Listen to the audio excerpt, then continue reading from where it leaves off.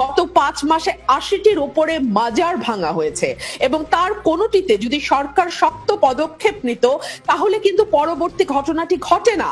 এবং এত বছর, গত 53 বছর ধরে যারা মাজারের সঙ্গে যুক্ত তারা যেরকম তাদের আচার আচরণ পালন করে গেছেন, আবার যারা সালাফি মতাদর্শের সঙ্গে যুক্ত তারাও তাদের মতন কিন্তু আচার আচরণ করে গেছেন।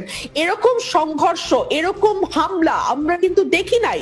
কিন্তু এখন পরিস্থিতি এতটাই নাজুক এবং এটাকে কন্ট্রোল করার কোন রকম কোনো ক্যাপাসিটি এই সরকার দেখাতে পারছে না। বাংলাদেশে 53 বছরে এত দুর্বল সরকার আর কোনোটা ছিল বলে আমার মনে হয় না। ইভেন 111 এর সরকারও আরো অনেক শক্তিশালী সরকার ছিল।